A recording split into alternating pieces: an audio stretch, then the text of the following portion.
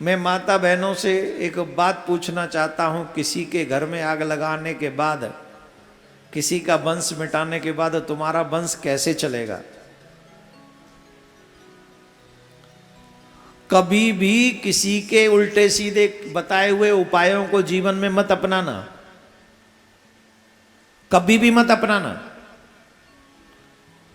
कोई कितना भी कहे कि तेरे 9 महीने में ही हो जाएगा, तो भी कह देना मुझे ऐसा पुत्र नहीं चाहिए जो किसी के पुत्र की जान लेके मुझे प्राप्त हो।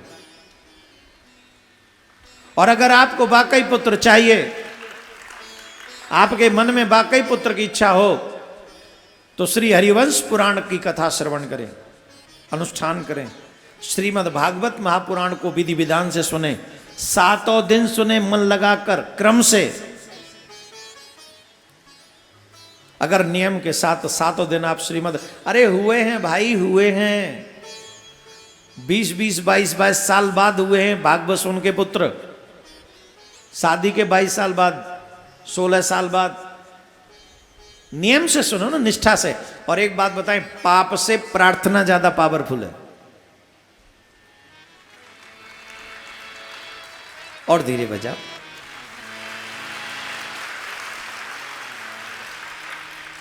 पाप से प्रार्थना ज्यादा पावरफुल है। तो पाप करने की बजाय प्रार्थना कीजिए, और प्रार्थना करेंगे। अच्छा, इसी बात पे कहानी याद आ रही, बोलूं क्या? बोलूं? एक बार नारद जी भ्रमण करते हुए जा रहे थे, तो नारद जी एक गांव में पहुंचे। नारद जी जब एक गांव में पहुंचे, तो वहां एक किसान था, बहुत अच्छा संपन्न किसान, बहुत अच्छा किसान था, बहुत संपन्न था। संत को देखा तो उन्होंने बैठाला कि आइए महाराज बैठिए, प्रसाद पाइए, भोजन कराया, इत्यादि इत्यादि सेवा की। नारद जी उसके स्वभाव से, उसकी सेवा से बहुत प्रसन्न हुए। नारद जी ने कहा, भाई देखो कुछ मांग लो। अरे बोले महाराज कुछ नहीं मांगना है। बोले सब संपन्न तो हो। बोले वैसे तो सब कृपा है, एक ही दुख है। बोले क्या? हमारे घर में संतान नहीं। आपकी कृपा हो जाए तो एक पुत्र हो जाए, बड़ी कृपा होगी। नारद जी ने कहा, देखो ऐसे पुत्र वाली बात है तो हम नारायण से पूछ के आते हैं, तुम्हारे घर में पुत्र क्यों नहीं? नारद जी नारायण भगवान के पास में गए। बोले महाराज फलाने गांव में एक किसान है, बड़ा संत सेवी है, बहुत संत सेवा करता है, लेकिन उसके घर में कोई संतान नहीं है। आप कृपा करके उसको एक बेटा दे दो। नारद जी से कहा, ना ना ना ना ना। नारायण ने कहा, ना ना ना ना ना, वचन मत दे देना। एक जन्म की छोड़ो, इसके तो 7 जन्म में भी बेटा नहीं है। बोले कुछ भी ऐसा वैसा 8वें जन्म का इस जन्म में मिल जाए, वो कुछ नहीं होगा। बोले ठीक। नारद जी किसान के पास लौट के आए और ज्ञान दे दिया। अरे कौन किसका बेटा, कौन किसका, अरे कुछ नहीं है, भगवान का भजन करो, बेटा बेटी कहीं सुख नहीं देते हैं। देख लो कानेपुर में तमाम बेटे वाले घूम रहे हैं, बहू ले लेके वो अलग चले गए, अकेले माँ बाप रह रहे हैं। क्या तुम बेटा बेटा करते? कुछ नहीं रखा है इन बातों में। बोला अच्छा। चुप हो गया बेचारा, और क्या करता। नारद जी चले गए। कुछ समय बाद एक महात्मा आए उस गांव में, और महात्मा कहते हैं, एक रोटी दो और एक बेटा लो। क्या बोले गांव में? एक रोटी दो, एक बेटा लो, एक रोटी दो, एक बेटा लो। ये आवाज किसान ने सुन ली। बोले अब बड़ा अच्छा महात्मा है ये तो। लेके आए, आओ आओ महाराज कितनी रोटी खाओगे? बोले जितना तुम बेटा चाहो। 4 रोटी खिलाई महाराज किसान ने। 4 ही होंगे। आशीर्वाद देके गए महात्मा, चले गए। कुछ समय बाद नारद जी फिर निकले वहां से, समय थोड़ा ज्यादा हो गया, तो देखा वो किसान थोड़ा वयोवृद्ध हो गए हैं और उनकी गोद में 3-4 बालक खेल रहे हैं। तो नारद जी बोले चलो कुछ तो सुखी हुआ। किसान पहुंचा, किसान के पास नारद जी पहुंचे। नारद जी को देख के किसान ने प्रणाम किया और पूछा किसके हैं।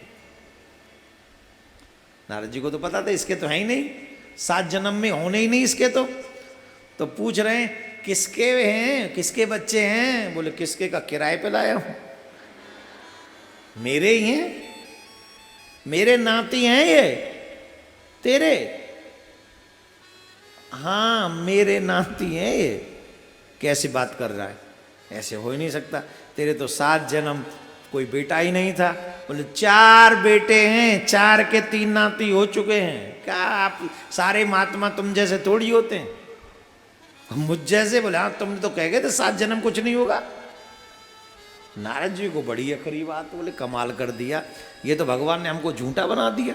हमसे तो कहा इसके 7 जन्म में नहीं हो, इसके 4 बेटे कैसे हो गए। अब गुस्से में थोड़े नारद जी रूठ के नारायण के पास गए। बोले प्रभु ये बात ठीक नहीं है आपकी, आपने हमसे कुछ कहा और कर कुछ दिया। बोले क्या हो गया, क्यों गुस्से हो। अरे गुस्सा ना हो, वहां का कर दिए हो। बोले का हो गए हो।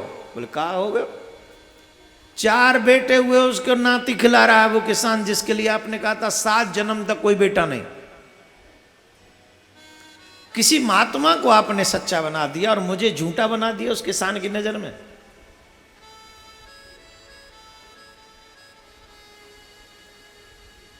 भगवान ने कहा कि भगवान ने उसी समय पेट पकड़ के बैठ गए। बोले क्या हुआ।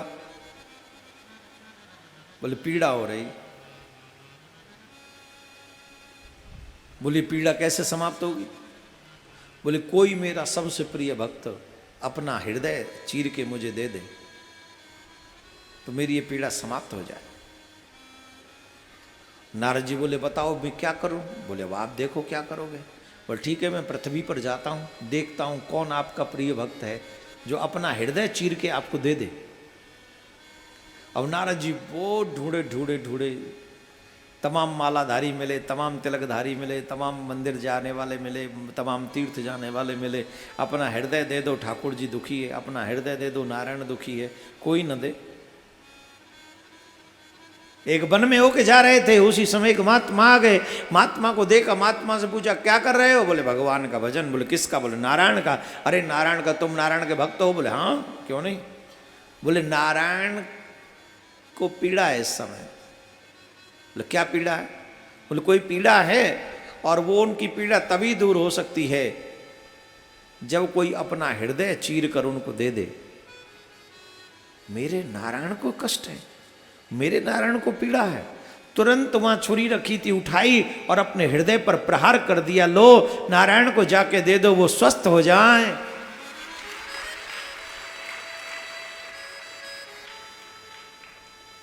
नारायण वहीं प्रकट हो गए, स्पर्श किया, हृदय उनका स्वस्थ हो गया, वो भी स्वस्थ हो गए।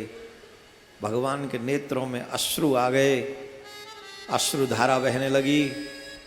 नारद जी ने पूछा क्या हुआ, अब तो आप स्वस्थ दिख रहे हैं। बोले मैं स्वस्थ ही हूं।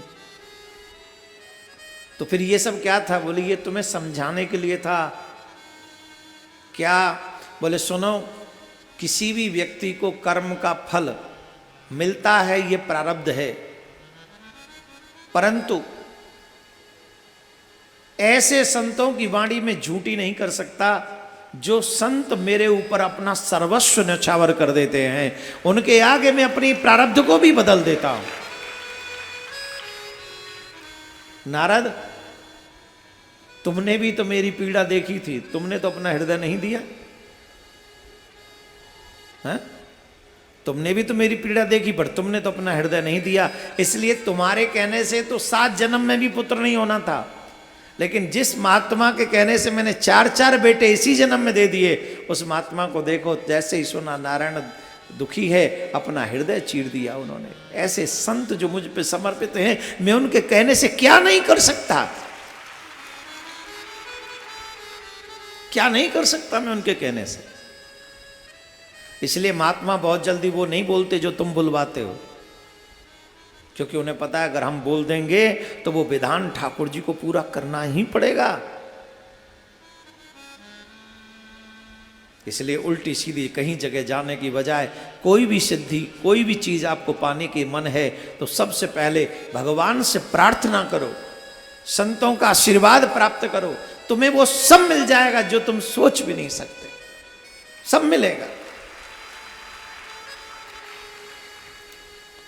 लेकिन प्रार्थना से, पाप से नहीं।